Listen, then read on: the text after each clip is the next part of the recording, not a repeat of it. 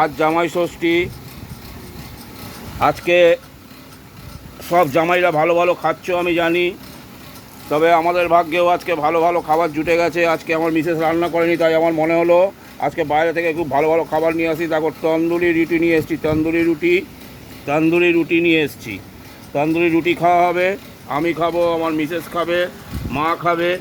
আচ্ছা, তন্দুরি রুটির সাথে থাকবে এই তোমার হচ্ছে চিকেন।